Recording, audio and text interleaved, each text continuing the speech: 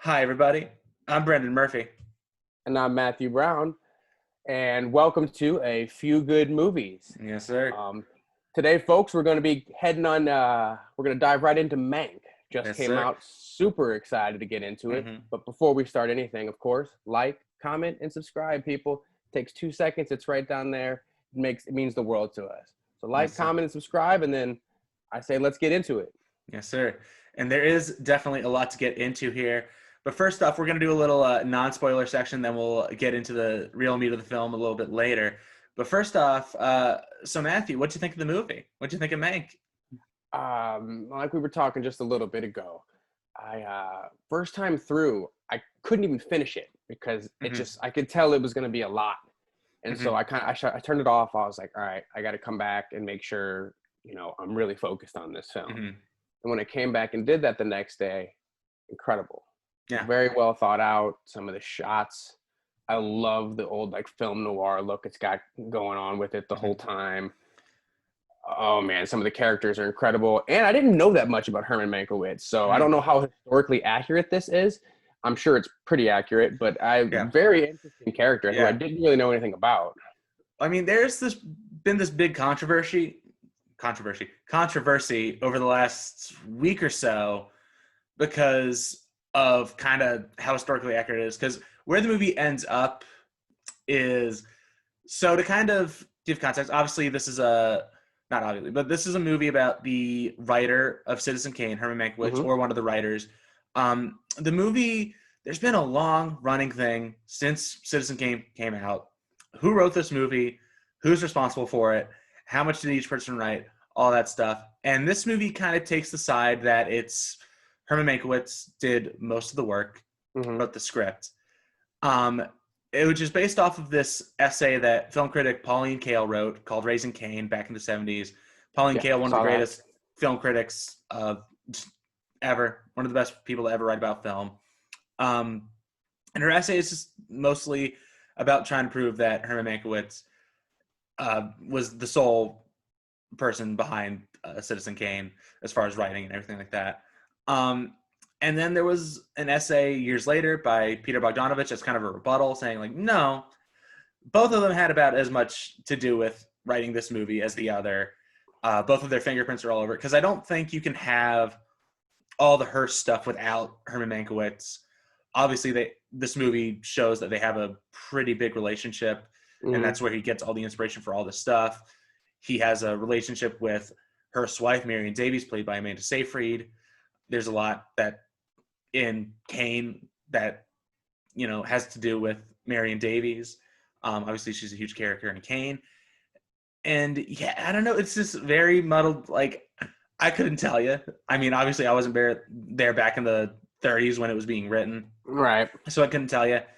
I mean, it's this thing where there's a line towards the end of the movie, and I think it kind of is Fincher kind of hedging his bets, being like, "Listen, I'm not saying that Herman Mankiewicz is solely responsible for it, but he was one of the people that wrote the script." And I think Fincher, whose father wrote the script back in the 90s, Jack Fincher, he Jack Fincher was a huge fan of Citizen Kane. Apparently, I was reading an interview by David Sims of The Atlantic with Fincher, and he was saying essentially that around our house, Citizen Kane was king.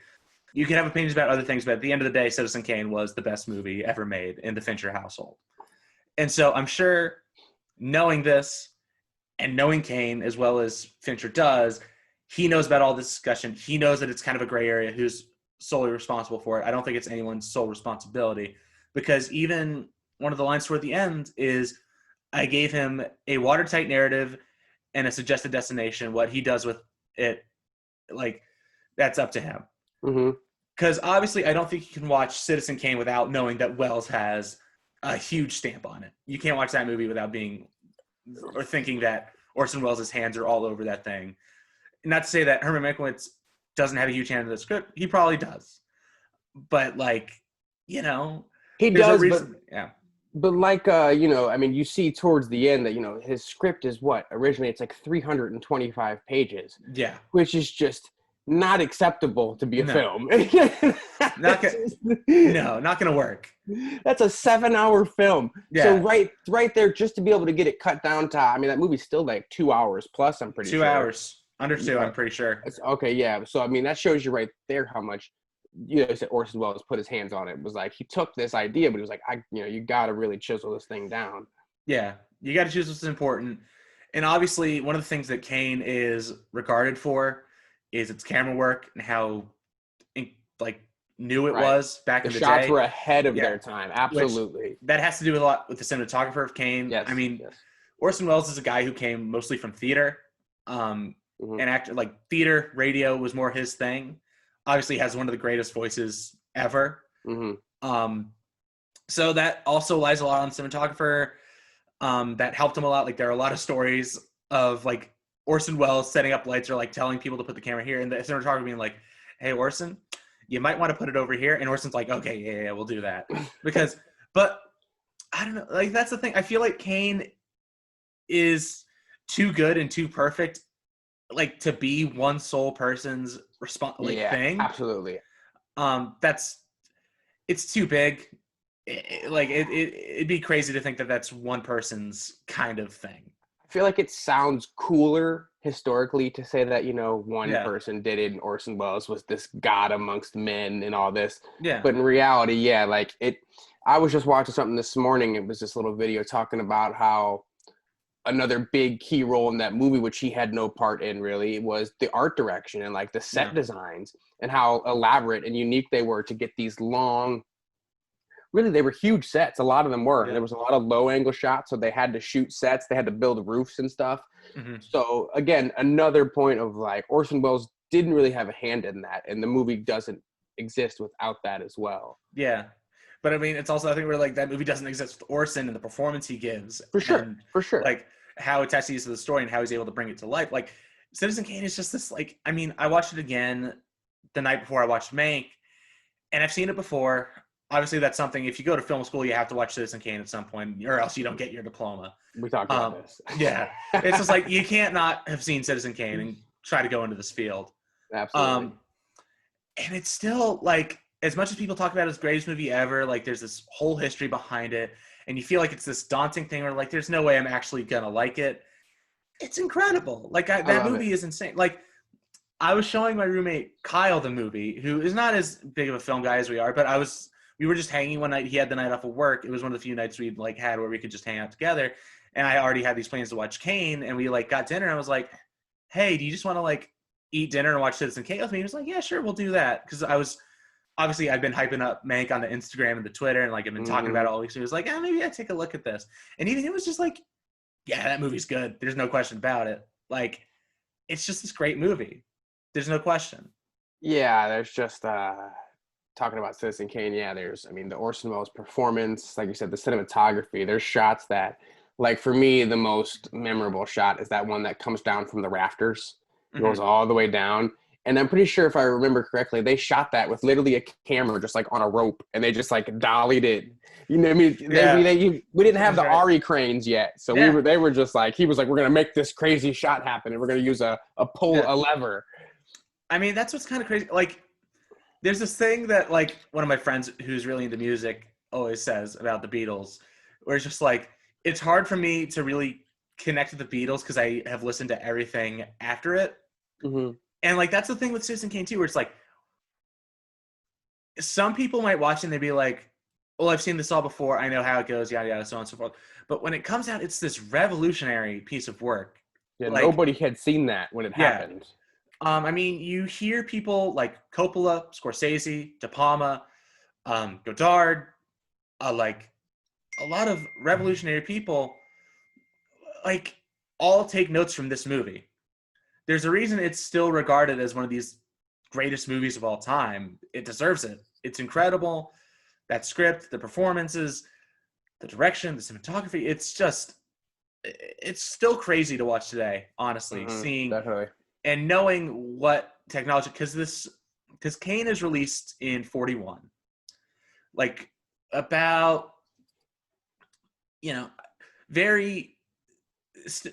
is still in its infancy, We're still trying to figure out what we can do with it. Yeah, I mean, they said Talkies had just came in, what, 10 years prior? Yeah, I mean, 20 years? literally in Mank, one of the main characters is a person who was in silent film trying to transition to the talkies. Mm-hmm. And, that's not that far away from like when Kane is. Yeah. Like, we're still learning exactly. how to do it. Yeah.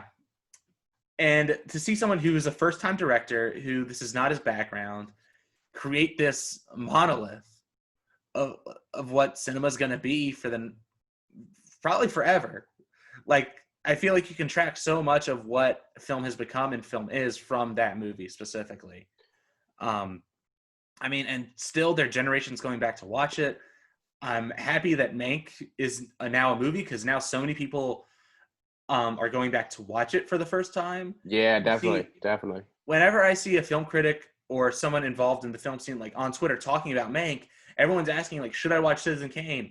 Yes, you should watch Citizen Kane. You shouldn't have to ask that question, people. Yeah, you should watch Citizen Kane. No question. On HBO Max right now. If you have it, go watch it. It's a masterpiece. It's not homework. It is absolutely what you should be watching. You learn a lot watching that movie. And plus, check it out. It's a prerequisite to listen to this podcast. Go watch Citizen Kane. People. I don't know about that. We already have. We maybe have 20 people tuning in every week. Let's not go too far. All I'm going to say is you should watch Citizen Kane. It's a foundational text for anyone who likes movies. Should definitely watch Citizen Kane. That sounds much better. For sure. But back to Mank. So we just went on our big little Citizen Kane tangent. We had to do it at some point because, it's Citizen Kane. You got to talk about it. You knew it was coming. Yeah. Which, surprisingly, this movie, I feel like, has very little to do with Citizen Kane. Yeah. Surprisingly. Obviously, the framing of it is that Herman is writing Citizen Kane, and that's kind of what leads us to all these Citizen Kane-like flashbacks and everything like that, which, side note, I love how they just, like, kind of structure the movie like Citizen Kane with all the flashbacks and all the intercutting, and it's like, that's great. Incredible. Yeah. But mostly it's about, like, there's so many different things it takes on. I mean, obviously it's mostly about Herman Mankiewicz.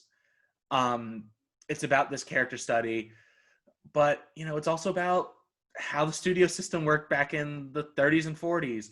It's about this election in the 30s that, like,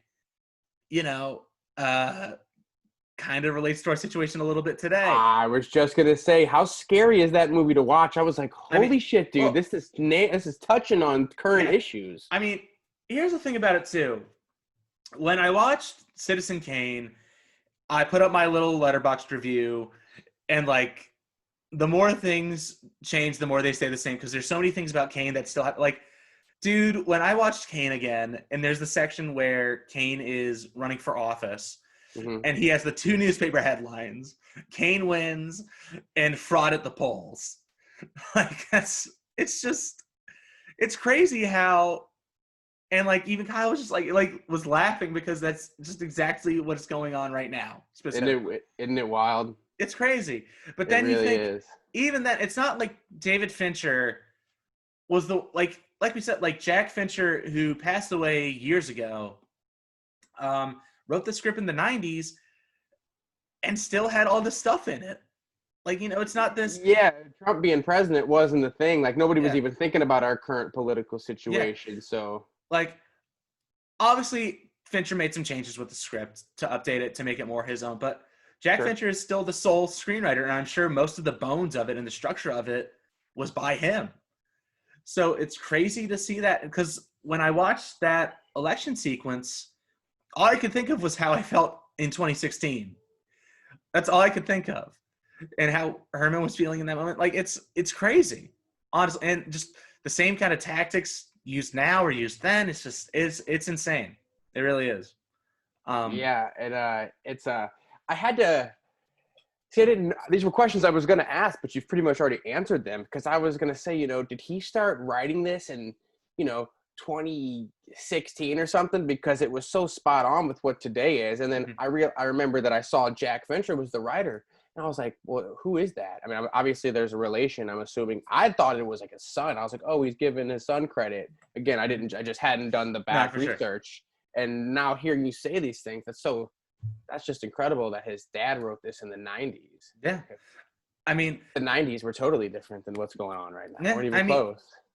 what's kind of crazy is just because this is a movie that Fincher's been trying to get off the ground for a very long time. His dad wrote it, I think, right after he retired. His father was a newspaper writer himself, and this was just his retirement project, was writing Mank, because he loved Citizen Kane so much, and he was so interested in how it was made and who the people who made it. And so he finishes the script, I'm pretty sure, by the mid-90s. So I think by 1995 the script is done, maybe. But once Fincher gets off the ground, he has Alien 3, mixed review. It's a fun movie, though. Like, I finally watched Alien 3 for the first time, getting ready for Mank, so I can make sure that I've seen all of Fincher's movies going into this. Okay. But then he makes Seven, he makes Fight Club, he makes all these huge movies in the 90s that like maybe get him some credit, and he's still just fighting to make Mank, which is still a tough sell. I think Netflix is the only movie that today would make it, because it's a black and white movie about old Hollywood, about all these people that nobody knows. It's hard to make that a box office seller for sure. I don't see people flocking to the theaters, because a lot of people, I mean, again, I consider myself a pretty big film buff, and I wasn't that entirely sure who Herman Mankiewicz was, outside of just the fact that he wrote Citizen Kane, which obviously is why people mostly know him. But I didn't know anything about him, and it's just a lot of people. Your average film goer today doesn't even care about that at all. I mean, even the people we know who were like kind of into movies and everything like that, I'd be like, "Are you excited for Mank?" And they were like, "What are you talking about?" Exactly.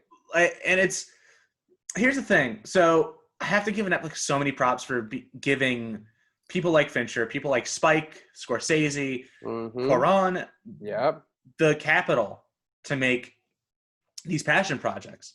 You hear about every single one of these movies. They're these deeply personal passion projects for all these directors. I mean, Cuarón, this is Roma was a story about his childhood growing up, about his family. Irishman is obviously a hugely personal movie for Scorsese. It's about his work. It's about what he feels like his legacy is going to be. It feels like this kind of big kind of period on this era of filmmaking for him. And then you have Spike Lee coming in with The Five Bloods. And then you have this David Fincher making this movie that his father wrote.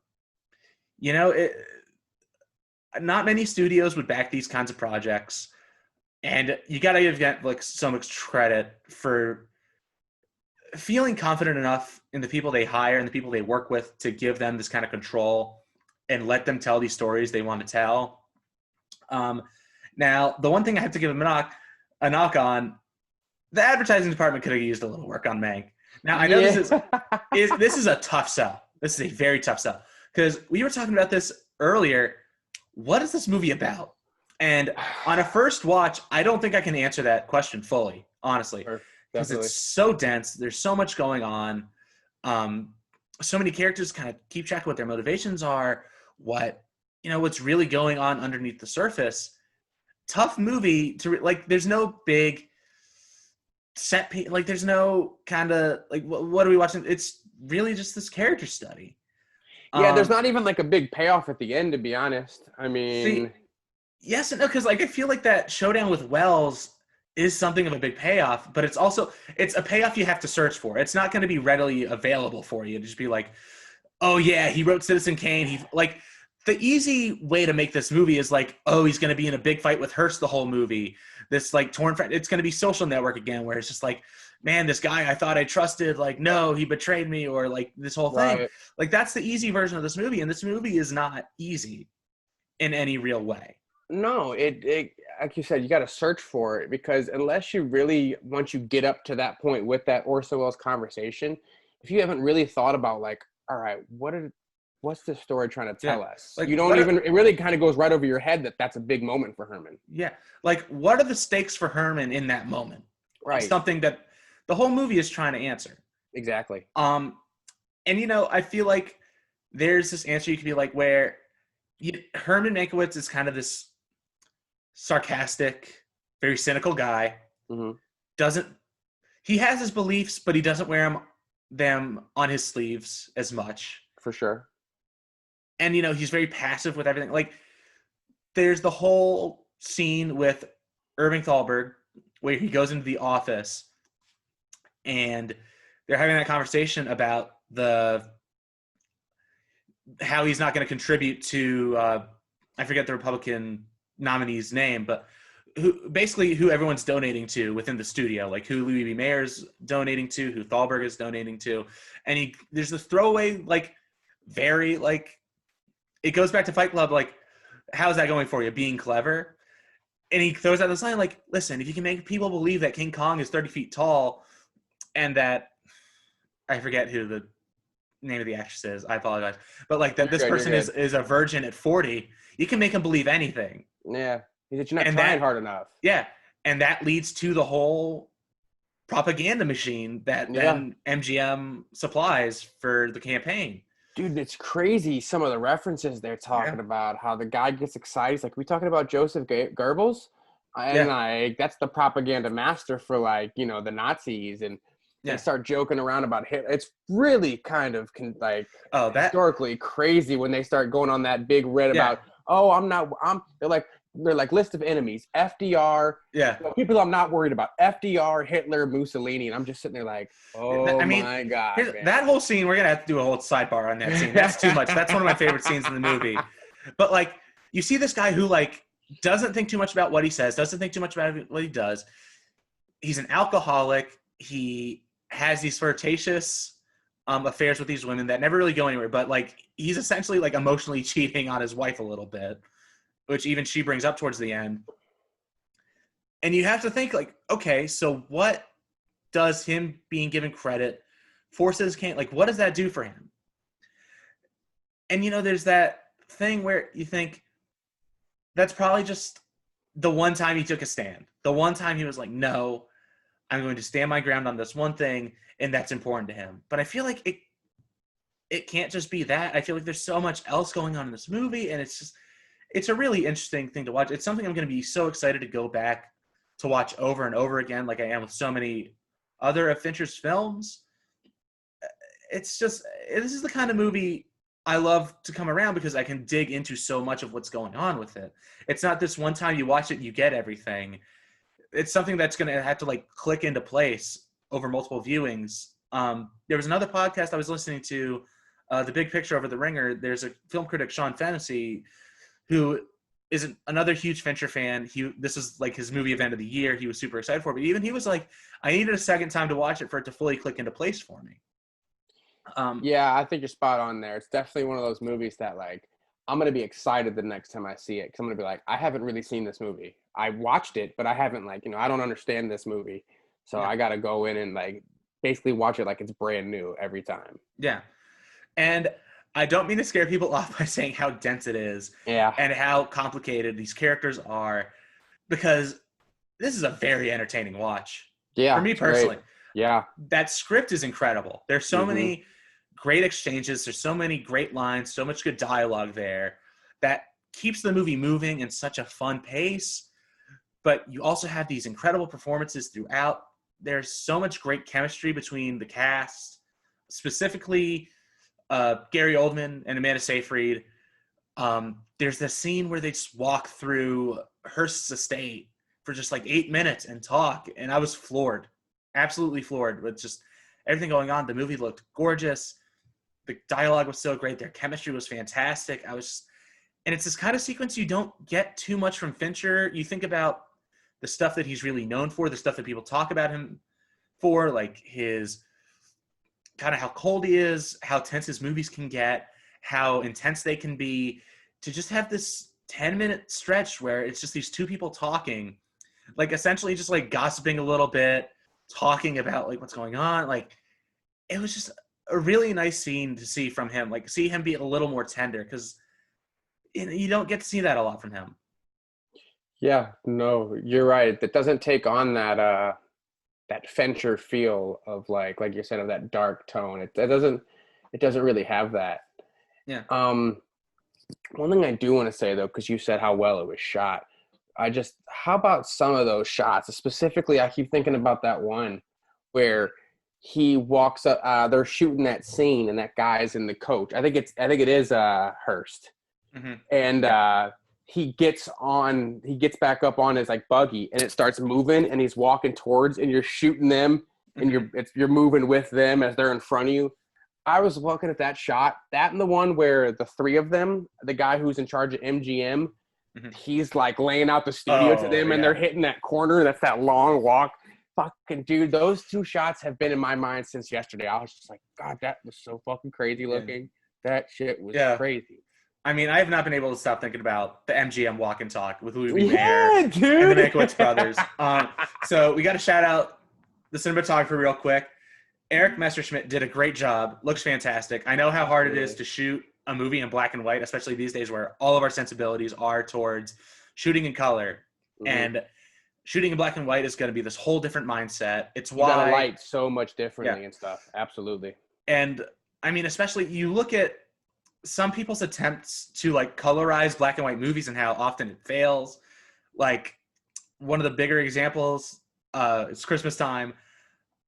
It's a Wonderful Life. If you buy a Blu-ray of it, there's a black and white version and there's a color version. I can't imagine watching the color version. It's just, it's the same thing with the whole like motion smoothing on TVs whenever you go to a hotel or everything.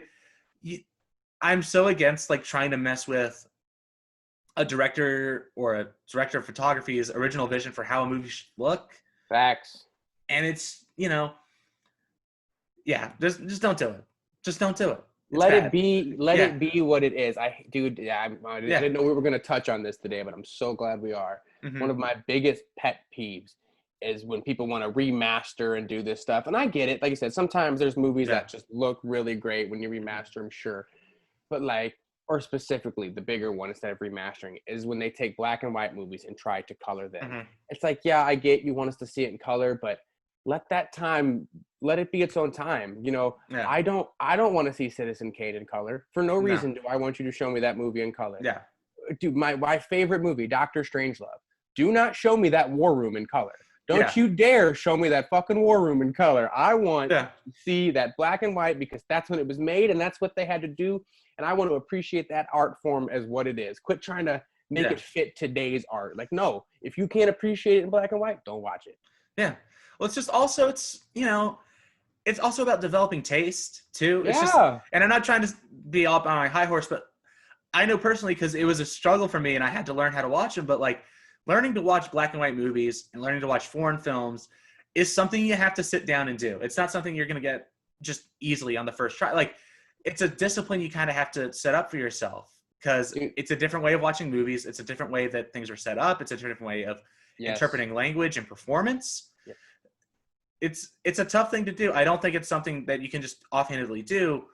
Like, you should be watching black and white movies as black and white movies. You shouldn't be trying to help yourself along with the color just because that's going to just make it harder. You should just kind of like eat your vegetables. It takes a lot of work. Yeah, exactly. But you got to eat your vegetables. Exactly. That's a beautiful way to put it. Yeah.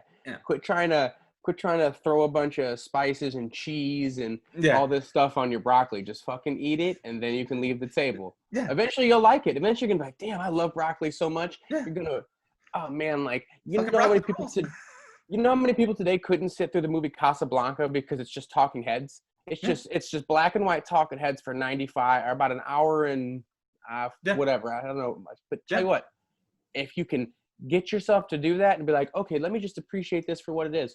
One of the best films you'll ever watch. No, I agree. I mean, the first time I watched Casablanca, that was a movie I was just like, everyone says it's the greatest, so I had to try and sit down and watch it. And I was just like, I can't do this. I mean, even talking about Strangelove, a movie I could not watch all the way through on my first time because I couldn't do it. But Matthew, here's the story. I went back and I watched it. It's my favorite Kubrick movie. I love Dr. Strangelove. I'm looking at my nice little Criterion Collection Blu-ray over there. It's super nice. I love that movie. It's fantastic. Dude, I'm not even gonna do it. I got mine right in this. It's right in that right there. I'll have to grab it. Get me excited. Yeah, but and it's because as far as remastering, I'm down with that. I like a movie looking clear, everything like that. Back to like how it looked when like the first film print had its first projection of it, like none of the like grease or the grime and everything like that. But there's also like a school of thought where, like, talk about a movie like Halloween. I forget exactly who said it. I was listening to some podcast or whatever, but they were talking about how they have like 4 or 5 different copies of Halloween. They have the latest version. They have like some of the special editions, but they also have a VHS copy of Halloween, so that when they really want to, they can bust it out. It has that old. We went to the video store. We rented Halloween. Like there's a feel to it. For sure. There's a tangible quality to it that you wouldn't have if you watched it on like I have my nice 4K of Halloween. I'm not gonna like. It looks great. I love it. I watch it every time. But there's a certain air to watching something in that older kind of form where it's like untouched. Dude, it's like if you pull up, you got a what's the word? Like a disc player there. What am I thinking of? What's the big one where you can put the actual needle down? What's the name of that? Vinyl? Like a record? Yeah, a vinyl, player. exactly. Like a record player. That's perfect. You can remaster those songs and put them on Spotify, and yeah, they sound good, but there's nothing that beats when you put it on that vinyl and drop that pen and let it start playing. You're like, wow, this is incredible. Yeah. I mean, that's why I keep going back to the physical media well. I'm always going to buy like Blu-rays, 4K, like whatever the form it is, just because I want that physical media. I want like those versions of that movie to live, because especially now, people who own streaming services and everything are able to edit out something like immediately like that. Any mistake, because I think there was something, I forget, I think someone from work, I was talking to them about Mandalorian. And apparently in the last episode, there was a guy walking around like a t-shirt and jeans in the frame and everything. And they found it and they immediately erased it. I was like, no, why would you do that? I love that kind of like, and it's or like the Game of Thrones, the coffee cup. They edited that out after it went viral within hours. Yeah, which I hate. I want that stuff in there. Like, yeah, I like having those. What's the word I'm looking for? Like, just like little breaks, just to like remember, like, oh, that's just like it's fun. It's like this whole thing is just shots and sounds and lights. That's all this is. Yeah, I mean, it's like the thing in New Hope when there's that stormtrooper that like bangs his head on the door. Like, I don't want that gone. That like adds a character to it that it's not gonna have if it's not there anymore. 100%. Yeah, and so we're nearing the end of this little tangent, but I also want to bring up. So there are color movies that'll do black and white, like a version of black and white. Like Mad Max Fury Road did it. Parasite just recently did it. Logan did it. And it's just this other thing too, where it's just like, don't do that. Like I feel like there are some times where it'll work.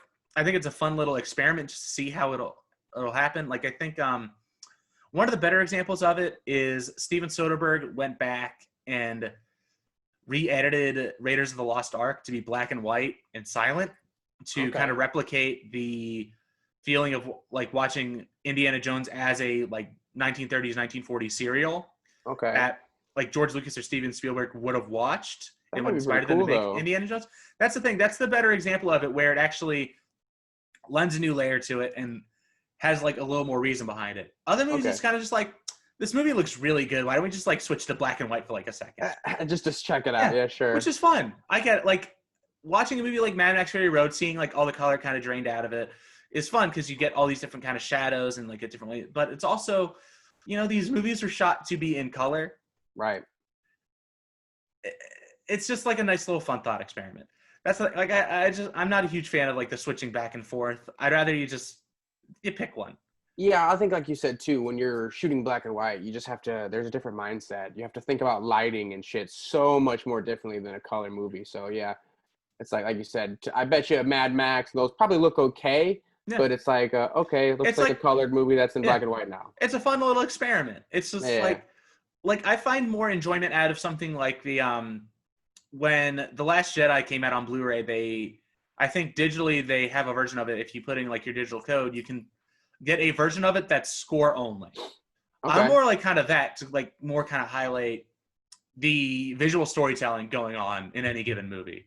Like Mad Max Fury Road could have a track where it's just score only, and I could probably figure out that movie. There's really not that much dialogue in that movie, to be honest. That's what I'm saying. Like that's when it's more fun to do something like that. Yeah, for sure. You can really focus on what is the direction? Like what specifically is the camera doing to tell the story?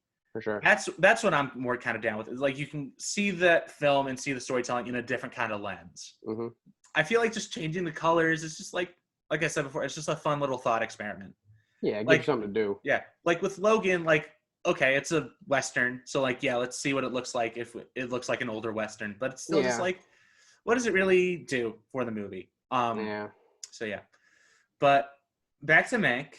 So like we said, like we think this movie is gorgeous. I think it looks great. I'm glad that it is black and white. I think the way it looks, I mean, just I think it's shot digitally because I think that's how Fincher usually does his movies. I don't think it was shot on film. Sure. Which maybe it should have been. I think it would have added a little bit more to it, but at the end Yeah, of the day, it I'm didn't not feel David like Fincher, so like I'm not going to try to speak for David Fincher and what he does. Right. Yeah, it certainly didn't feel like it was shot on film. Like it Yeah. felt like it was shot on digital and had like a film effect on it and Yeah. post-production. But yeah, it didn't have like that natural. And I guess the adverse to that wasn't the Hateful Eight shot in 70 millimeter. Yeah. Okay, and that feels that Yeah. has more of a distinct like genuine feel to it. Yeah. And I think Roma was also shot on film. So like if you want to watch something that's like black and white, but made today, like that's something you can go and look at. Okay. But and maybe it's this thing where Fincher wanted to do a kind of, okay, so we want it to look like an older movie, but he also wanted to feel like a newer movie because it's also has so much to do with what's going on today. Which makes it a really unique feel because you can't really put your thumb on it. Like, is this in the past? Is this current? Is this a current version of the past? Like, no, it definitely has that, it's an interesting feel on it. It's unique. Yeah. And I love, man, when those opening credits were rolling and everything like that, and there's like all the film grain all over the place, I was like, yes, give it to me. I want that. I love the little cigarette burns. It's, the second I saw it, I was like, yeah, Fincher had to do this because of the whole Fight Club thing where they talk about the cigarette burns. Mm-hmm. Every time it popped out, I just had a little hit of serotonin. Just like, oh my gosh, there's a little cigarette burn. Like, that shit is so much fun. And also just all the shot composition looks like in older 30s and 40s movies, which I love because it's one thing to just kind of make a black and white period piece about this era, but to actually make it look and feel like one of those movies and have the shots look like they're going to be something out of like a 30s, 40s drama or a screwball comedy was really great. I like how the sound design, I'm not sure. I felt like this was maybe how they did it because it just kind of seemed to, but it looks like a lot of it was ADR'd too, which is a nice little touch because obviously back in the 30s and 40s, you can't really record on the set because the camera is so loud, you can't pick up anything. So I was happy to see that some of that is still kind of in there. Like David Fincher's obviously this guy who can be very technical if he wants to be. Will put a lot of detail and is very obsessive when he chooses to be about certain things. And to see him do all this extra work just for something only people like us or nerdy people who love film are really going to pick up on. Mm-hmm. I really appreciated that. That was nice. Yeah, no. And the actors talk like they're in a 30s and 40s movie, especially Marion Davies. I love the whole her saying nerds every 5 minutes was great. Man, I love how this movie feels. I really do. I love how we talked about earlier how it moves with that great dialogue. And I know a lot of people the reviews for this have been a little mixed. Some people aren't as into it. They feel like maybe Fincher maybe strayed a little too far off the path. It doesn't really maybe this feel of 30s, 40s movies doesn't necessarily work for some people. Some people it's a select audience. Yeah, but it's not even that because it's that thing too where people who are interested in movies like that haven't been too into it. Some people think that it doesn't look that great. Some people think that the look it goes for, the digital film look mix doesn't really work for them. It kind of makes the movie look a little crummy. Sure. Yeah, I don't know, man. Once again, I like this kind of movie because it brings out this kind of discussion. It's been a little controversial as far as its take on historically what happened, its look, its performances, what it decides to focus on, its politics for sure. Some people think it goes too far. Some people thinks it doesn't go far enough. I don't know. I'm very excited we have a movie like this in a year where we've been so starved of this kind of discussion because so few movies have come out. Yeah. I don't think people don't really want to make controversial movies these days. Yeah, well, it's not even that. It's just like, I feel like so many people look on controversy as a bad thing. As far as I don't think even it's controversial, but just like there's a discussion about it. There's a discourse. There's two sides to it. There's more than one thing being said. For sure. For sure. Like, and this went on a little too long, but it's like back to what happened in the Last Jedi days, where just there were so many different people with so many different opinions on that movie. There was so much discussion, which was fun for about 3 months, but then it went on for a full year, and then it got a little old. But I like that we have a movie we can discuss like this again, especially in a year like this, where now it looks like there's going to be even fewer options to like go to the theater and everything like that with the news from HBO Max coming in. Yep. Which that has upended the whole thing. That scares me a little bit. So it's funny. I follow these guys on Instagram, and they're more focused on the stock end of it. But they asked about like, what does this mean for movies in the future? And I commented on it that like, and this gave me hope. You'll appreciate this. I commented on it that like movies are going to take a short-term hit, absolutely, due to COVID. But like once this clears up, there's no better feeling than going into a place with a bunch of strangers and getting to experience a journey together. Top comment, I had hundreds of likes. People were like, you're absolutely right, man. I miss movies so much. I need the theaters back. So I think that's short term, but I'm real excited for the fact that I do think this getting rid of theaters right now short term is going to get people like, oh, they're going to think it's so great. Everything's convenient. And then they're going to one day be like, I want to go to the movies. Yeah. Well, I mean, here's the thing. I mean, people are starved right now. Yeah.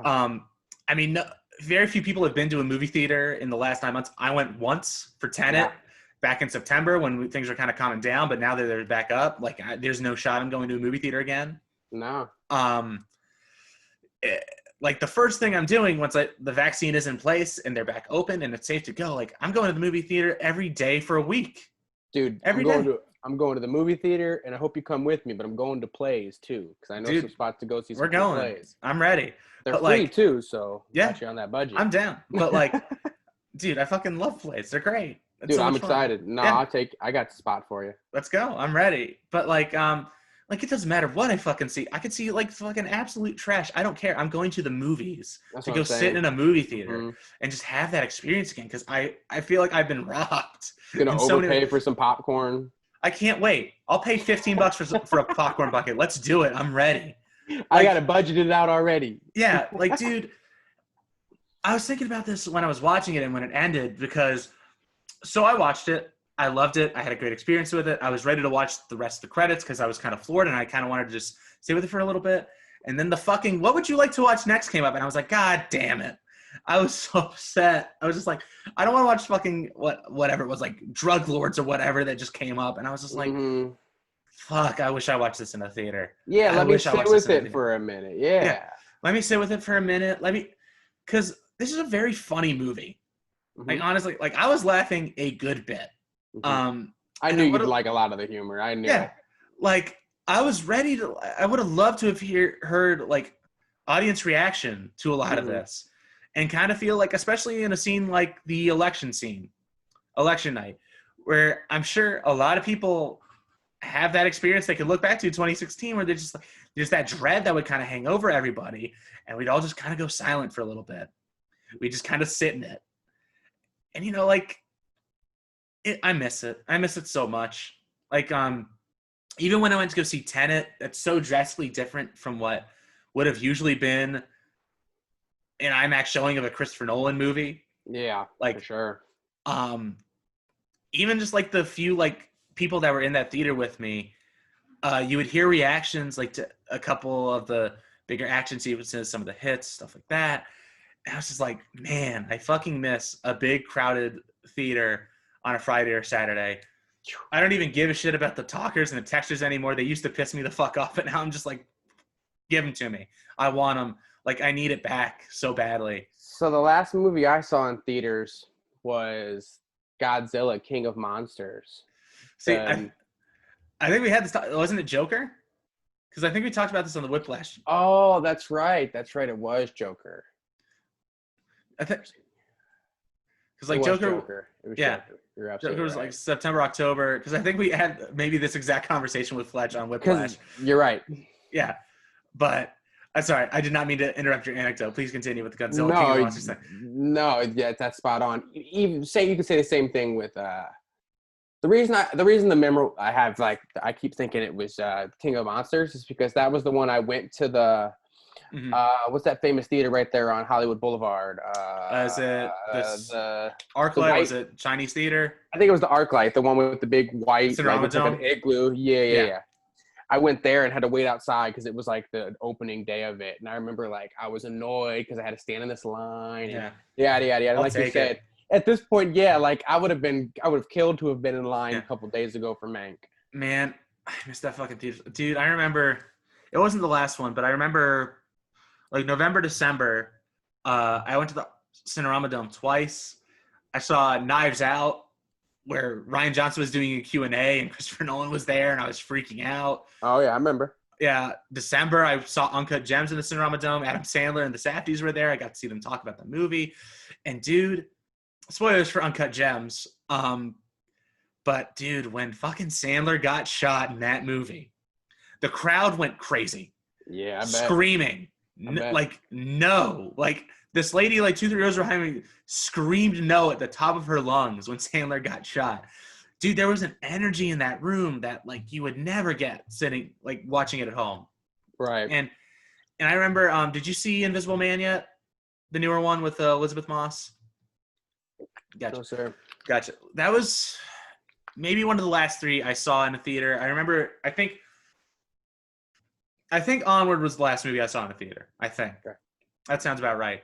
But I think one of the time, like the one right before was Invisible Man. And there's a moment in that movie that a lot of people have talked about, have written about, that like kind of shocked everyone in the theater.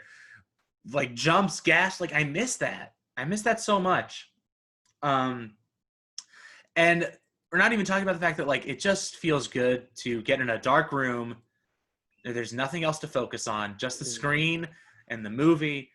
Like you're so locked into, especially a movie like this. I could have used the theater experience because I would be able to focus on it more and like think Turn about your it a little phone bit more. off and all that. Absolutely. Like and especially with there was another movie I watched a month or 2 into quarantine when it was finally available to rent at a more reasonable price, but like Portrait of a Lady on Fire from last year. I watched it at home.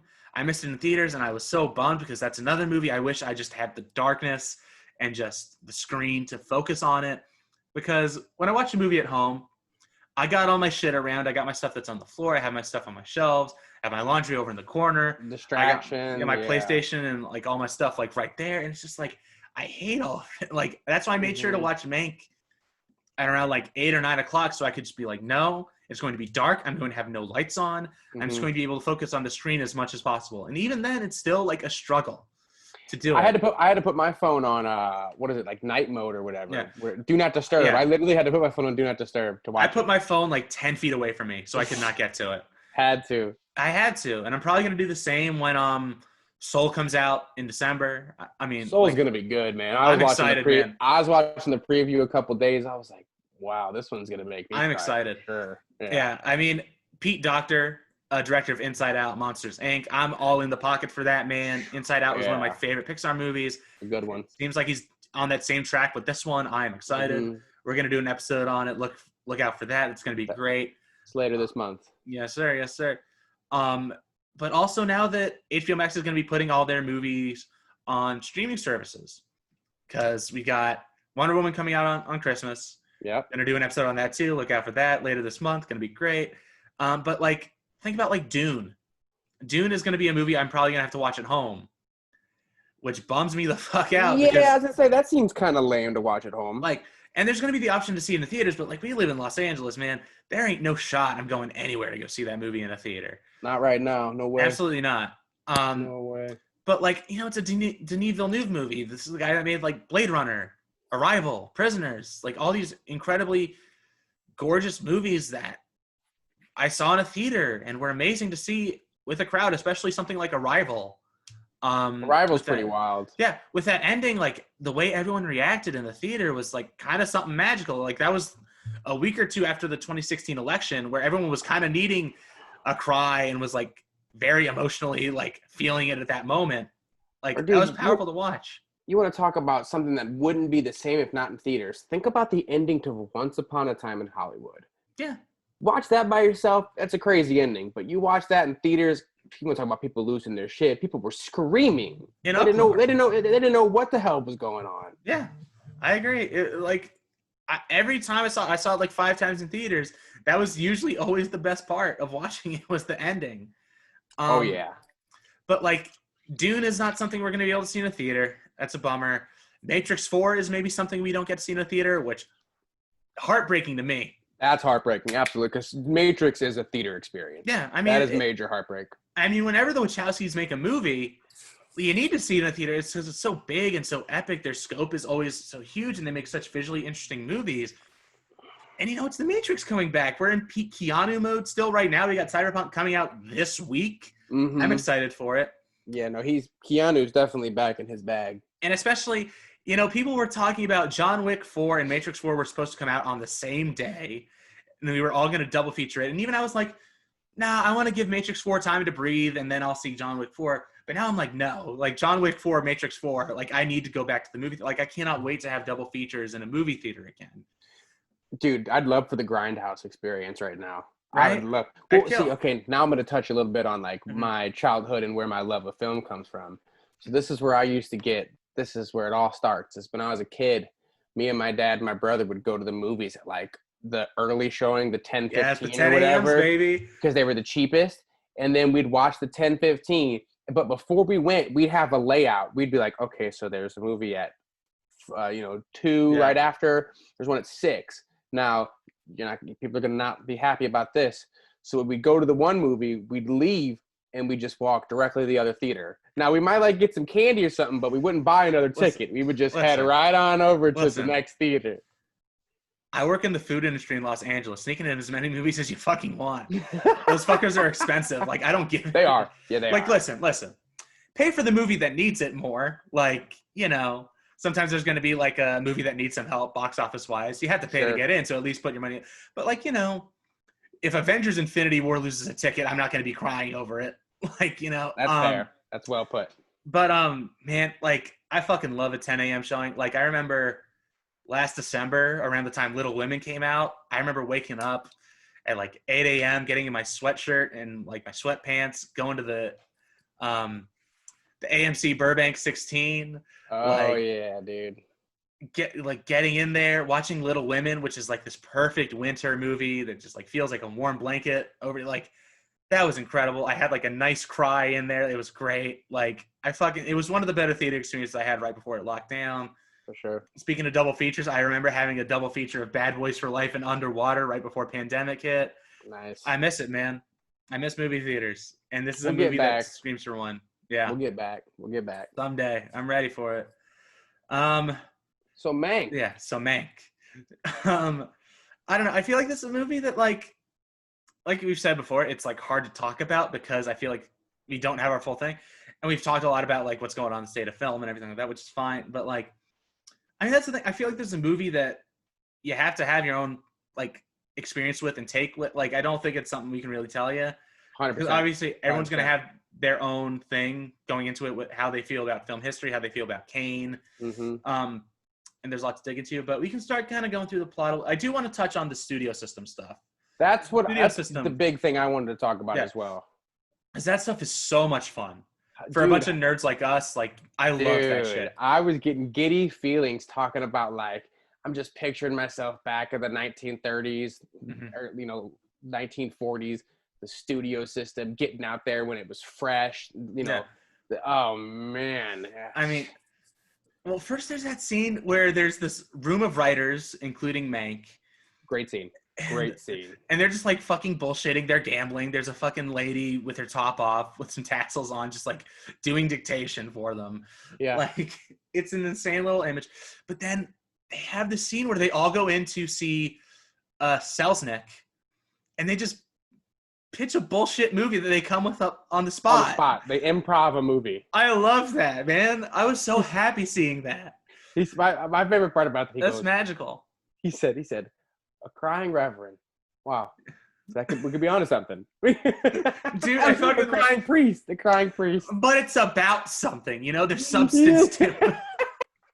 It's such bullshit. I love it. Yeah, they're like, yeah.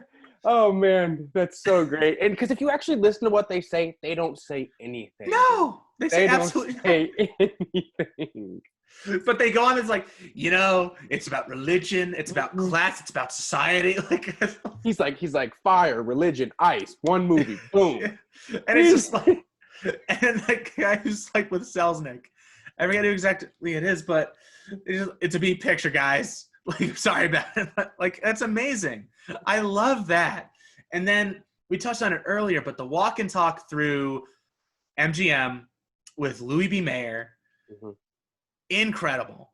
Yeah. And then the subsequent scene where he does this whole speech about at MGM we're family, and it's all fucking bullshit. Yeah, and he's like, I'm gonna need you to cut your salaries in half. Yeah, and he's like, this is one of the. I was listening to other podcasts about this with people who know more about the history and more about these people. Excuse me. Louis B. Mayer was one of the richest people in America at that point. Yeah, dude, what? Walked away with a 1.3, 1.4 million salary almost every single year. Was head of the most successful studio in Hollywood. Yeah. Like MGM, Wizard of Oz, like Judy Garland, Shirley Temple. Speaking of Wizard of Oz, how great is that scene at the beginning of Mankiewicz when he's drunk and he's like, they've lost their minds over that MGM. He said they're going to go bankrupt because of that Wizard of Oz movie. Yeah. Incredible. It's but what I think is great about this movie and why it works so much, it is not this rosy tinted, old Hollywood, the great good old days. It is scummy. It is disgusting. You feel dirty watching it. Like, this is old Hollywood. This is what it was. This is why you have the Writers Guild, the Directors Guild, the Actors Guild. You know, these all came up because these labels, when this first started, were screwing the mess out of these people. Yeah. They were, like, you know, like I said, Louis B. Mayer sitting there making, I don't even, $1.4 million. Yeah. He's asking these people to cut their salaries in half. He had just come back saying that they make $100,000, $1 million worth of film a year that they don't even show because it's not emotional enough. So it's like, you got the budget for that. Why is the people who are making the least amount here getting screwed? And you also have to appreciate these guys, when he's like, what is it? He said $7.50 an hour. He said, Mank, that's half of what you're making. And so you're telling me the top writer in Hollywood was making $15 an hour? Yeah. It's awesome. To put in perspective of like, we 100%. Make $15 an hour now to. Yeah. There's the line that Louis B. Mayer, played by Arliss Howard, gives. Done well, by the way. Performance. He's great. He's one of the better performances in the movie. He's super entertaining to watch. He's so grumpy and slimy, and he's great. Shout out to my Moneyball people. He plays John Henry at the end of Moneyball. He gives this great little speech to Brad Pitt. He's amazing. Okay, nice. Arliss Howard knocking it out of the park. What is actors? I wish he was in more movies because every time he's in a movie, he's so fantastic. Yeah. Even if just in little doses like he is in Moneyball. But he gives this whole spiel of like, here's what's great about the movie business. What you're selling is a memory. When the guy walks out of the theater after he's paid his ticket, like the guy who owns it still owns the movie. And that's the magic of the movies. And I feel like that distills his character and the whole industry that's going on into one little sentence. Yeah, because that's not the magic of making movies. No, it is. But it's just like, that's the outlook for these guys. For sure. It was nothing but a pure business to them. And I mean, it still is, but. They traded actors and directors like they were baseball players and football players. Well, like you put them out on loan. Exactly. That scene that they do when Mank walks up onto that set and he goes, who is that? Do I know who that is? And he's like, yeah, he wrote a film for us. Like, and even at the end of the conversation, he still doesn't know. He's like, so wait, who was that again? Yeah. And it goes to show that, like, like there was no. So nowadays, when you've built a name up for yourself, people want to work with you. That holds a lot. Like, actors, directors, writers. That carries a lot of weight now when you're like, okay, we're watching this movie because David Fincher directed, because Tarantino wrote it. That brings you to it. back then, there wasn't near the star pool because, I mean, we're talking about the infancy of the film industry. So that's just it. They didn't care about who you were. They were like, let's see who we can get to do this job at the cheapest right now, and then we'll toss them out. You made us a great picture. You made us a bunch of money. So now everyone wants to go see an MGM film. They wanted the studios had all the power back then. That's how they manipulated that. And it was really nice. Not nice, but it was interesting. It was good to see that it was a legitimate portrayal of what was going on. Because I mean, actors, if you were under contract at MGM, you wanted to go work on a movie at Sony, you couldn't without the studios okay. Yeah, no, or like without, you had to literally sign contracts with studios, which, by the way, we're kind of getting back to that a little bit. Yeah.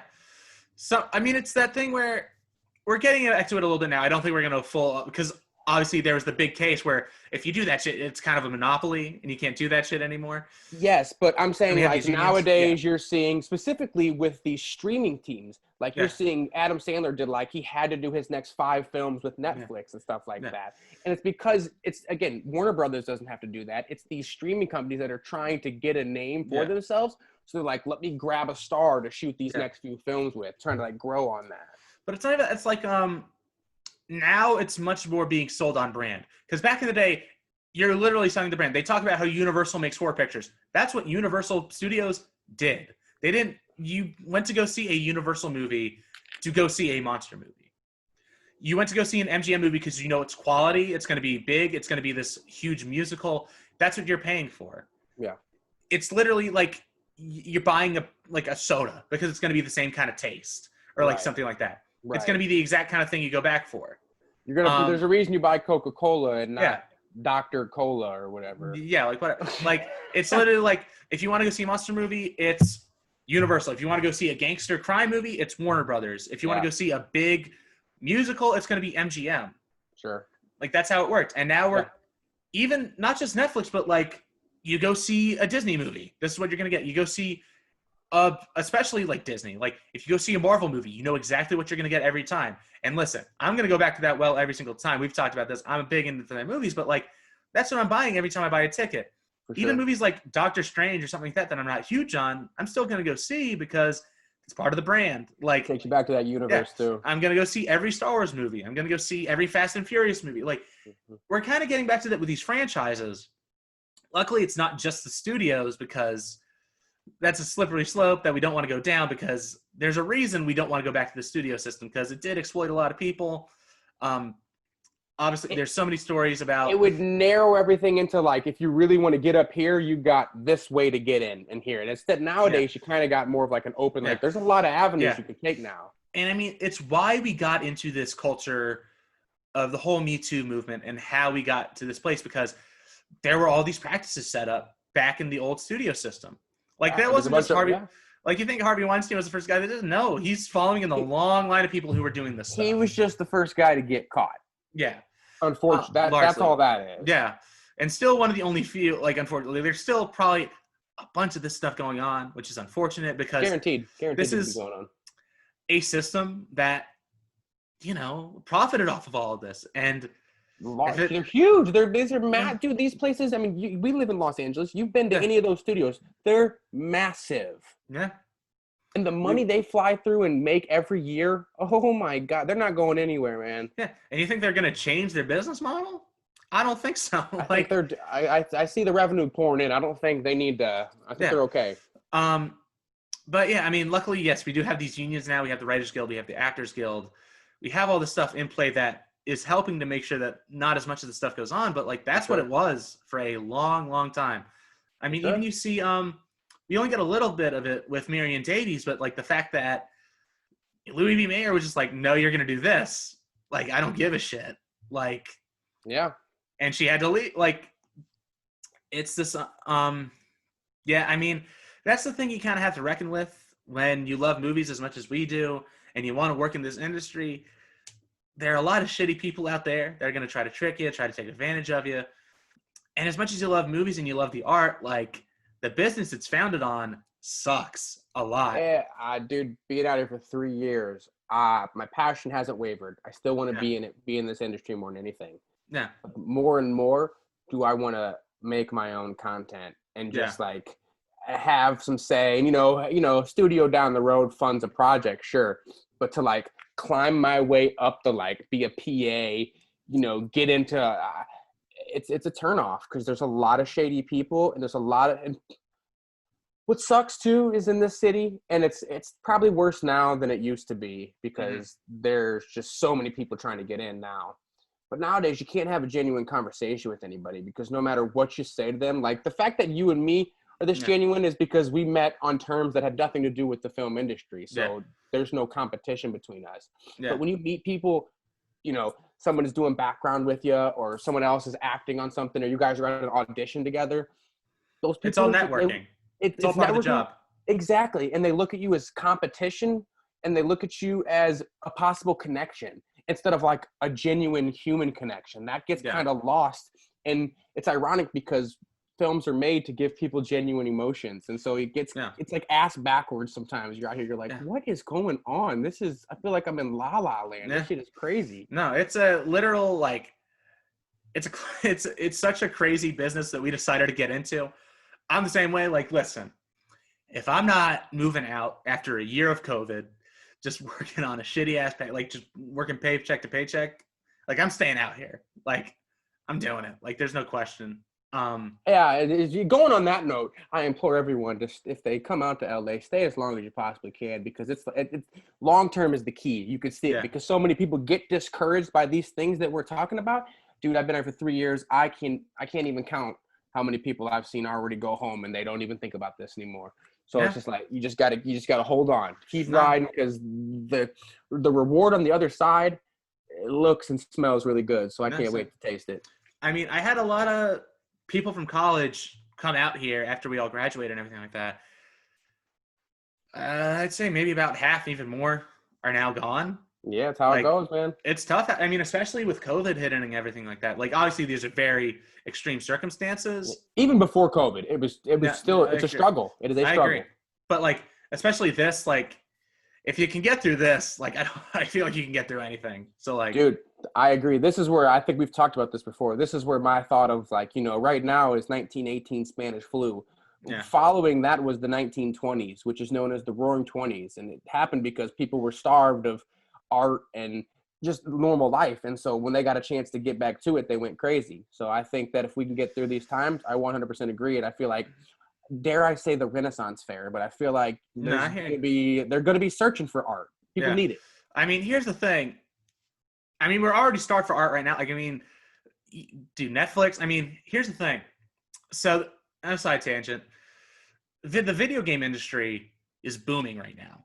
Console sales are up so much. Like, the Switch has had maybe its best year. It's been out for years, but because of COVID and people wanting to play video games, people are buying Nintendo Switch like nuts. I started playing Call of Duty in fucking June, July, because I was like, I ain't doing nothing. PlayStation 5 had the biggest console launch ever. Dude, it sold out in seconds. Yeah. You know way too well. I spent 2-3 weeks trying to get one. Luckily, I finally got one.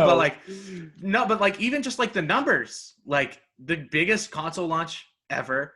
Xbox is having one of its better years. Like, people are buying games in droves. Like, it's, people want entertainment. They want art. Like, this is it. You're seeing it, and it's the same thing that happened. Back in the Depression.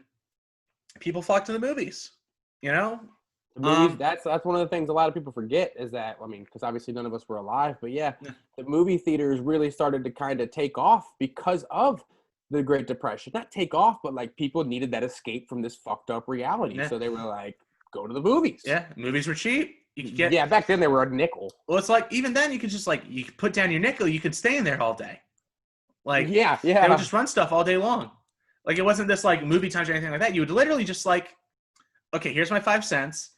And we're just going to walk in. And it doesn't even mean, literally people would walk into the middle of movies and just, finish it. And then, they would go through the loop. And that's where the whole, oh, this is where we came in. That's where that expression comes from is, oh, this is where we came into the theater.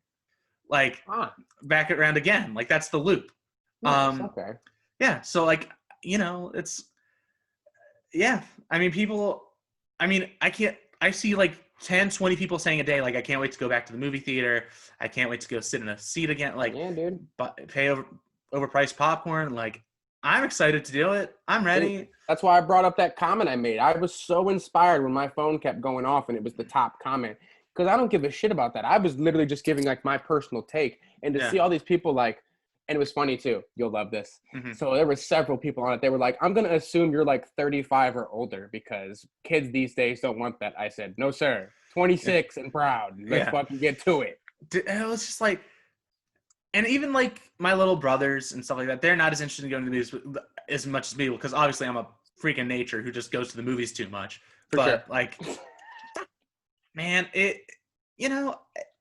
there's still something about it. Like, there's a reason. One of the things that like I keep coming back to is Avengers Endgame. And did you see that in the theater at all, possibly? Dude, my take on Marvel is Scorsese's take. So you know how I feel about it. I know. But just like, here's my little counter argument to it. And like, listen, we talked about this. Martin Scorsese is allowed to not like Marvel movies. If there's anyone who can decide what cinema is and isn't, it's Martin Scorsese. Exactly. His take is valid. I'm not going to fight it at all. Like, that's Martin Scorsese. But like, there's an experience to it still. I'm sure. Like, it might not be necessarily what Martin Scorsese's definition of cinema is, and that's fine. It's absolutely fine. He's Martin Scorsese. Leave him the fuck alone. He's allowed to have his opinion.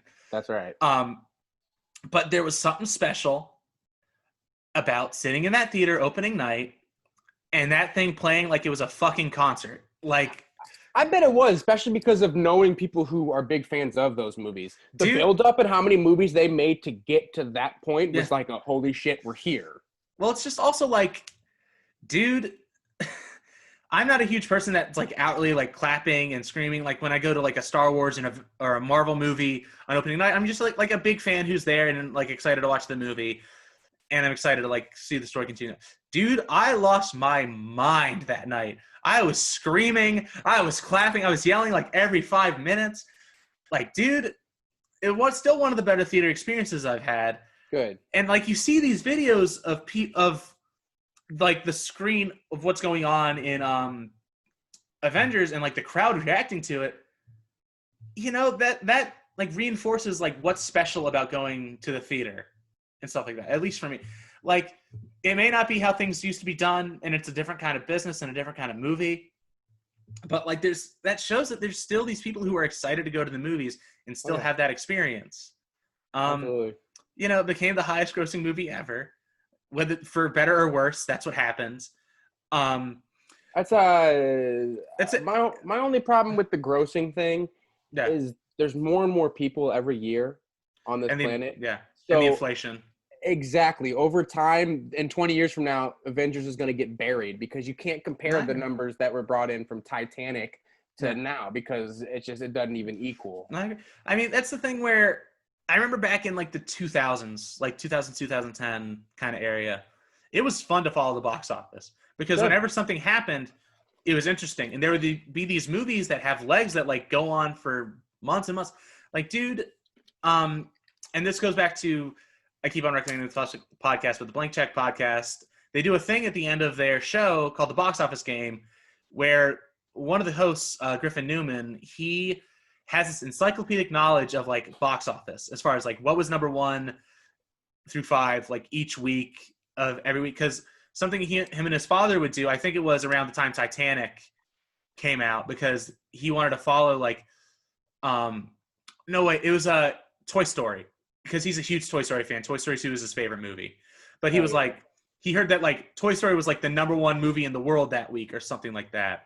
And he was like, came to his dad and he's like, Dad, Toy Story is like the biggest movie this week. And his dad like pulled out the paper and they would look at the box office numbers, and they would do that every weekend, like when the paper would come out. So like he has this connection with the box office where he just knows all of this because that's what him and his dad would do. Nice. But he would talk about like tracking Titanic when it was on its big run, how it was out for like a year, and it would just like keep going. People would keep going to see it. But now it's like you got 2-3 months to be the highest grossing movie ever, or you're out. Yeah, literally. Exactly. It's a trending thing right now. Let's let it go viral, and then nobody talks about it again. Yeah. Well, it's like the last movie I feel like actually had legs like that and stayed in the consciousness and was discussed and people kept going back was Black Panther. I feel like that was the last one.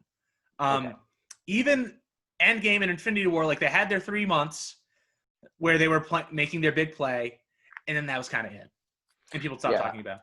I can't. I don't have an opinion on that simply because I haven't really watched any of them, so I wasn't like looking at the box office or anybody talking about it. But for sure, but like as someone who worked a ticket booth during that time and everything like that, like consistently, like Black Panther would keep selling out theaters, selling out shows weeks into its run because people wanted to keep seeing it. That doesn't happen as much because just that's our culture now. It's just like everything has to be boom, boom, next thing, next thing, next thing. And yeah, it's why it's not as impressive that Endgame did it. I'm happy it did because obviously I'm a big fan and I had a great experience with it and I love that movie. Sure. But like, it's not as special because, like you said, there's the inflation. There's the fact there's more people going every day. Like there's a lot less to it. Like I remember back in 2008 when Dark Knight came out, I would be checking every weekend to see what's Dark Knight doing. Is it going to take over Titanic? What's it going to do? Is it going to happen? Like I was excited to follow that, and that's just like not a thing anymore. Yeah, everything's too. And plus, I feel like now more than ever over the last few years, especially with all these reboots and sequels, I feel like now movies are literally made for box office. Not even that they care about if it's a good movie. They're just trying to get the box office numbers up. Even if everyone hates it, it's well, at least it did box office numbers. I mean, here's the thing. I mean, at the end of the day, it's a business. It's always kind of been that. I sure, I understand that. The movie we're talking about but like, it's here's the thing. It skews like what is important and like, because like, listen. Any like big movie that doesn't make $1 billion now is considered a failure. Like that's crazy. Yeah, that's crazy. Like when Solo didn't cross $1 billion, everyone was like, "What the fuck is gonna happen?" Or finally's gonna be happening at Star Wars, and it's like, yeah, it's just like it's this crazy, like messed up. Like we're going through a weird time in this industry, man. It's really strange to see happen. It's like what's the word? What am I trying to use as a good comparison?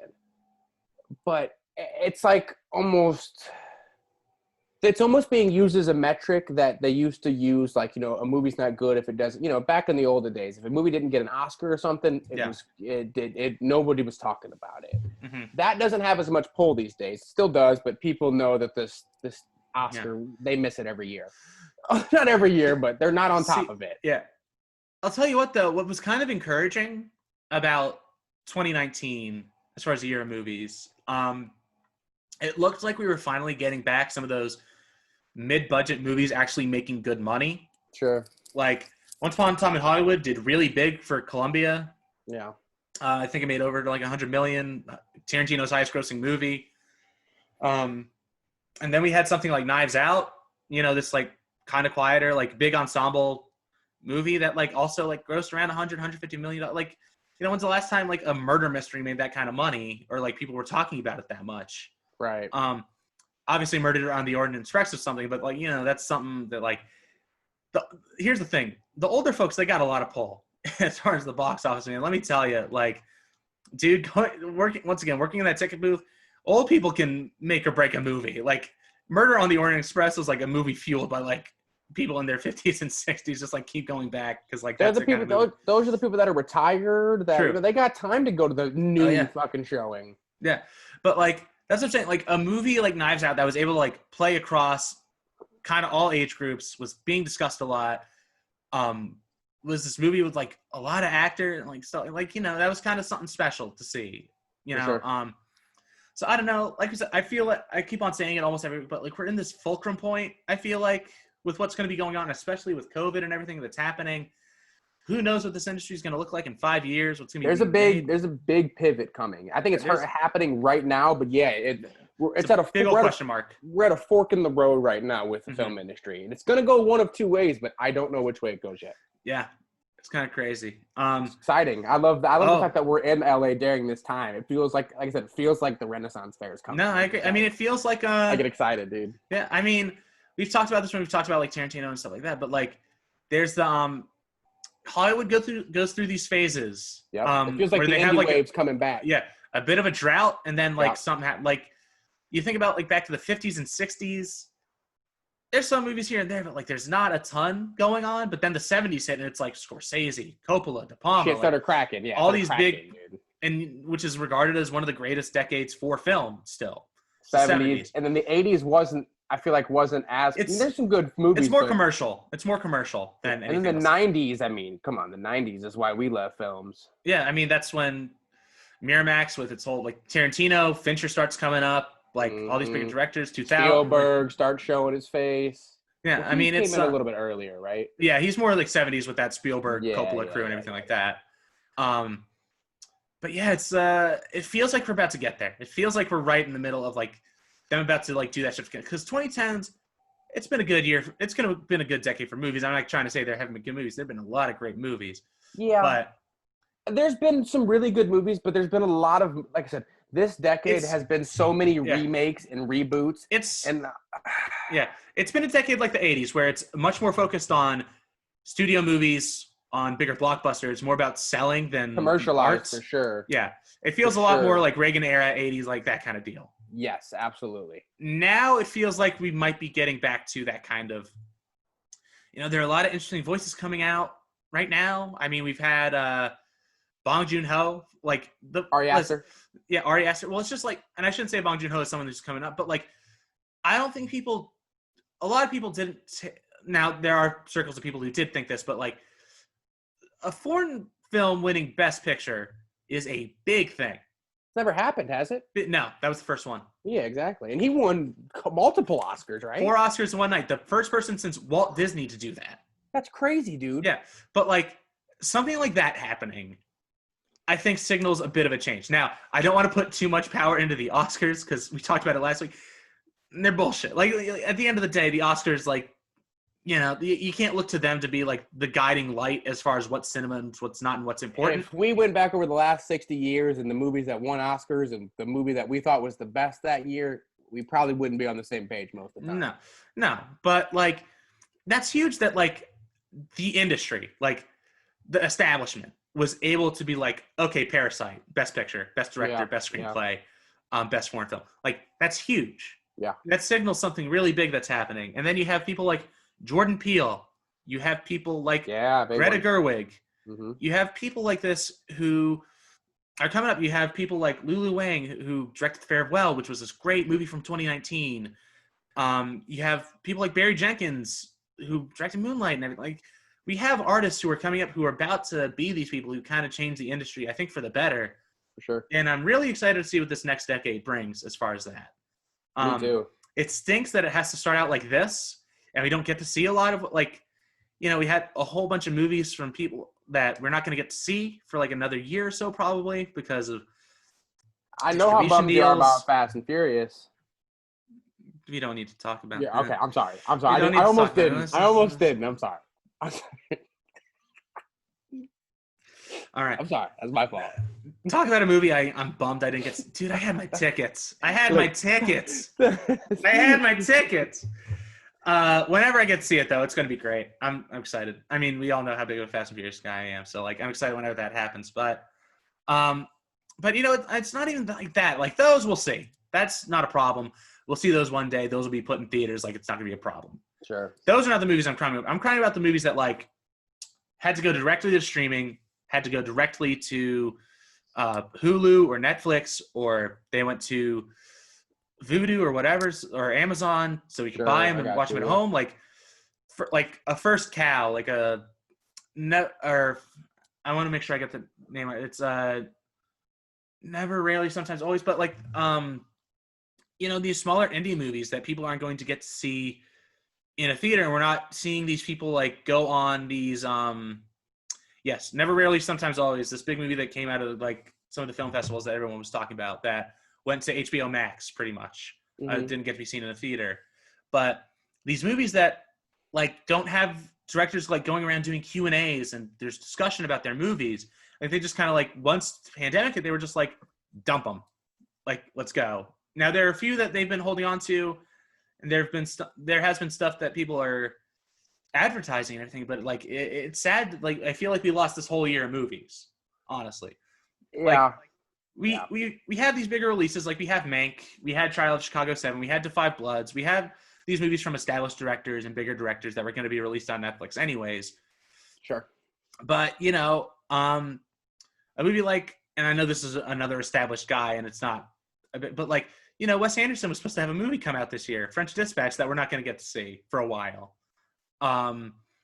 It's that's more the stuff that I'm kind of like upset about, is that we're not going to get to see. Like, I remember when 8th Grade came out, Bo Burnham's movie, and I saw that at the ArcLight Hollywood in Cinerama Dome and everything, and like, that was a good movie to see with a crowd. Like, people were like really connecting with it. The cringy moments, like everyone was just like groaning and like going back at, and like, I talked about obviously like Avengers Endgame and like these bigger movies having these big reactions, but like it's when a smaller movie like that can really take over an audience that's really special for me personally. Like, I talk about like a Hereditary or Midsommar with Ari Aster. Like, those are other movies where like you try to see the reactions on everyone's faces when stuff is going down.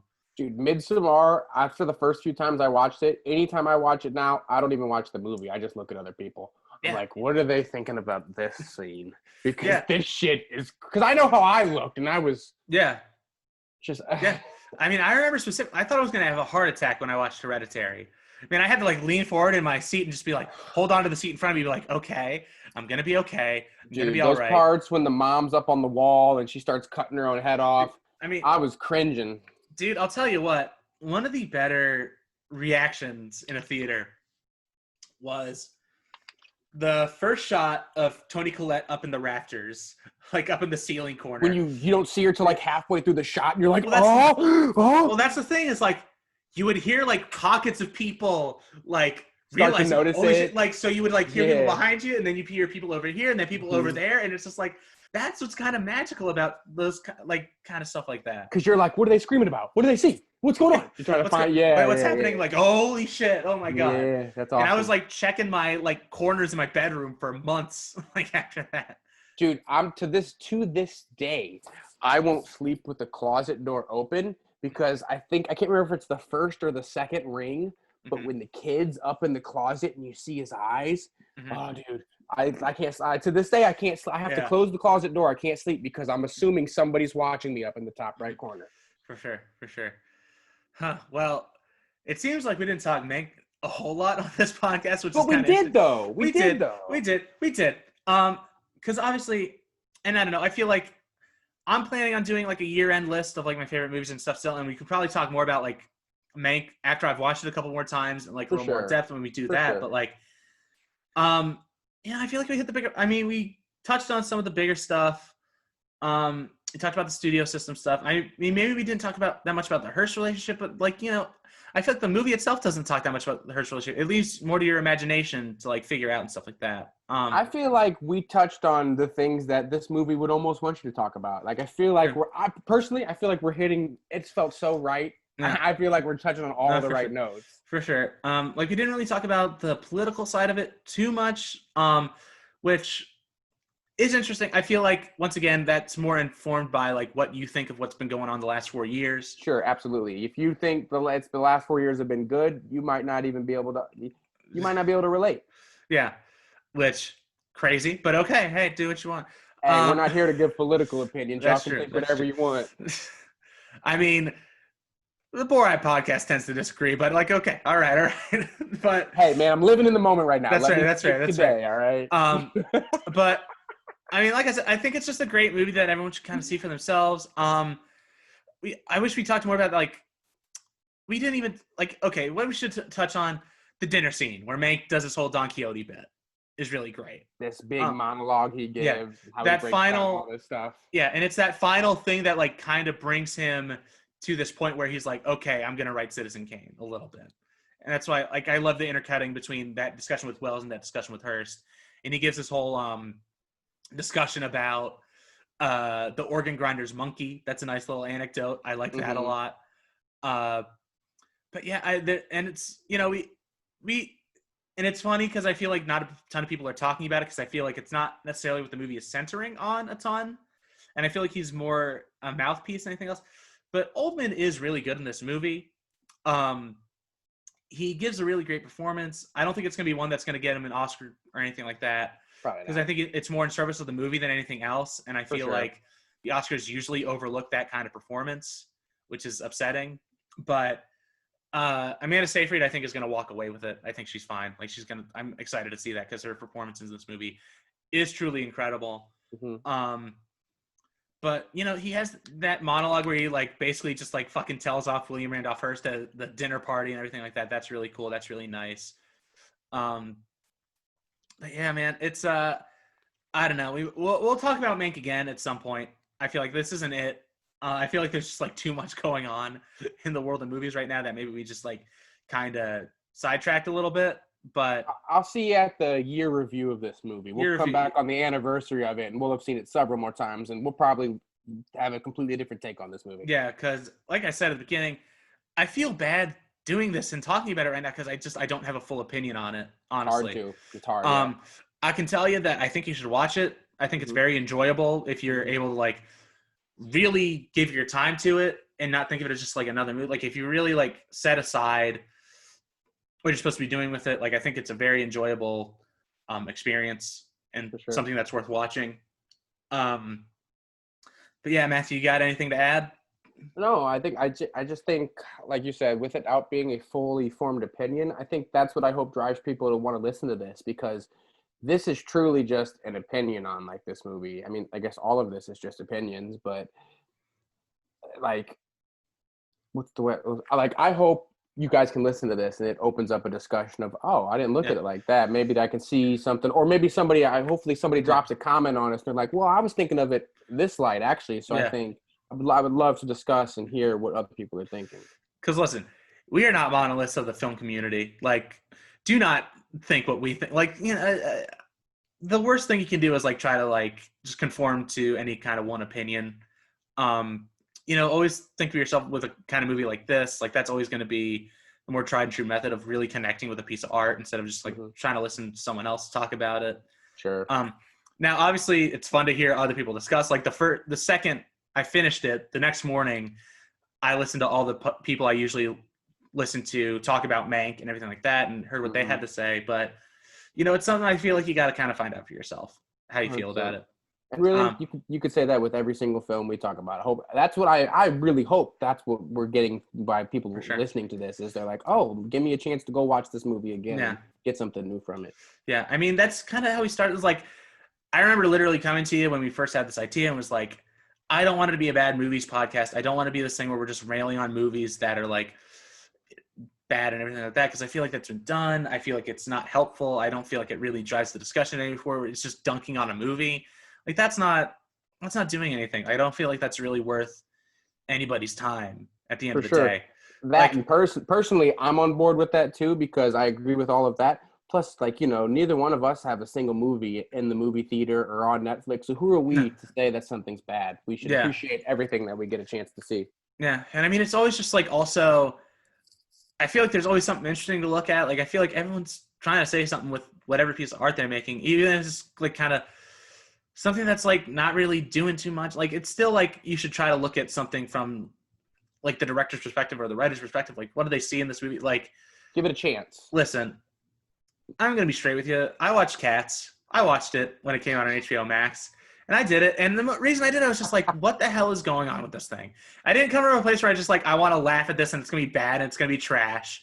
I came from a place like, what the hell is Tom Hooper and everyone involved trying to do with this? This is a film with like Sir Ian McKellen in this movie, Judi Dench, Idris Elba, like a lot of great actors, a lot of great people working on it, and they made Cats. So I was like, I need to see what's going on. Because, like, I feel like, and I've had conversation with friends about this and people I know, where it's just like, yes, there's good and bad, but, like, I feel like you're, like, losing yourself in this kind of, like, construct of, like, what's supposed to be good, what's supposed to be bad, like, what are these? Like, it's not math. It's art. Like, obviously, Speed Racer is something I've continuously talked about, which is regarded by most not to be a great movie, but I think it is because I find something in it and I find something different. And like, there's something to be said about looking for movies that are interesting and not just good or bad. Yeah. Like, that's why you follow a certain director or a certain writer or a certain actor, because they'll choose stuff that interests you. So yeah, I think this whole like the bad discussion is just kind of like, it's whatever at the end of the day. You just kind of find one thing I always come back to, and it's something that Matt Damon says is Good Will Hunting, when usually people talk about like opinions and like finding what you like, it's just like whatever blows your hair back, man. Like whatever you find that like can get you going or like can get you passionate about something, like that's what you should be watching. That's what you should be following. 100%. I mean, because I'm the Kubrick guy, Mm-hmm. so and there's a lot of people. My dad being one of them. He's like, I don't understand Kubrick. He said none of his movies are about anything. I said that's what I love about him. I said his movies aren't about. They end and you go, why didn't his movies? You don't gain or lose anything. Yeah. You just have an experience. And then you go, what the fuck was that? Yeah, and that's what I love about it. Yeah, because that's life. Life is literally, in a big nutshell, you from birth to death. We have a life. We have this experience. Mm-hmm. And it's over. And I don't know what happens before. I don't know what happens after. I'm not here to speculate on that. But it's just an experience as far as we know. So like that's where like it all comes full circle for me. No, for sure. Yeah, I think that about does. I think that covers everything. I feel like I had one more thing and I lost it. It's a bummer. It's what it is. But no, okay, here's what it was. But it's also like, so obviously we know I'm a big Scorsese guy. I love Martin Scorsese. But like a good thing about a guy like Scorsese is that he's also always recommending movies and like telling like the movies that like got him going. Mm-hmm. Citizen Kane being one of them. He still considers it one of his top 5 movies. But one of my favorite movies I've seen, like older movies that I've watched in the last 5 years that I discovered was this movie called The Red Shoes, which is directed by this directing team in back in Great Britain in like the 30s and 40s, Powell and Pressburger. They're two of these bigger British directors. They have a lot of movies that are kind of in their canon that are considered classics. But it's this really incredible movie. Like one of the better ones I've ever seen. It's like super colorful. It has this great narrative to it. There's these great performances. It's gorgeous. It's about this ballet dancer.